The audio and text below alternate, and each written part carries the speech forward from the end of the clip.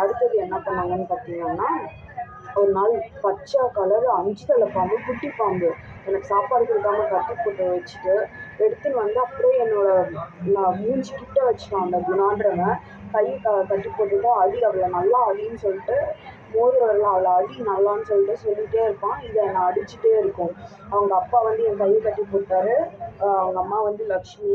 இவங்கெல்லாம் வந்து ராஜீவ்காந்தியை வந்து சுட்ட கும்பல். அவங்க அப்பா வந்து குற்றவாளி. அவங்கெல்லாம் அங்கே பதுங்கியிருக்காங்க, நிறைய குற்றவாளி. அந்த கொலைகாரவங்க எல்லாம் மு.க.ஸ்டாலின் கேஸில் வந்தவங்க எல்லாம்.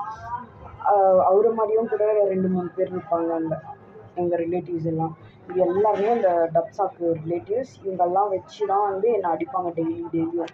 அவ்வளோ கஷ்டப்பட்டேன் நான் மணிமங்கலம் இந்த 7 or 8 months. June to October, sorry it's nearly நான் பிப்ரவரி ரிலீஸ் ஆச்சுன்னா நவம்பர் மந்த்து தான் நான் வந்தேன் அங்கேருந்து. அப்போதுலேருந்து ஆரம்பிச்சிட்டாங்க. திஸ் இஸ் மணிமங்கலம் தர்கா.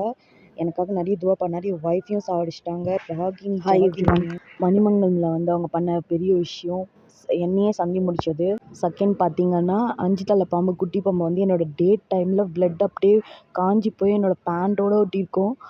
அப்படியே அந்த பாம்பை எடுத்துகிட்டு வந்து பயம் பொருத்தி விட்டு அவங்களே என்னோடய பேண்ட்டை உருவிட்டு, நீயே ட்ரெஸ்ஸை கழட்டிட்டு போகிற, உனக்கு எதுவுமே தெரில, உனக்கு பேய் பிடிச்சிருக்குது, பேய் பிடிச்ச பொண்ணு சும்மா விடுவாங்களா, வா இங்கே வான்னு சொல்லிட்டு கூப்பிட்டு வச்சு அடிப்பாங்க. வாயிலையும் அடித்து உதட்டில் பேத்துட்டு ரத்தம் வரும். இந்த பாம்பையும் என்ன பண்ணாங்கன்னா, 5 தலை பாம்பை வந்து அடித்தா பாவம்னு சொல்லிட்டு கழுத்து தனியாக வெட்டி போட்டாங்க.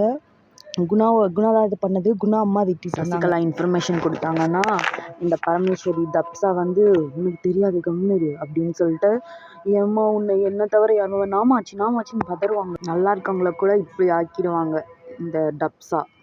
Thank you pre.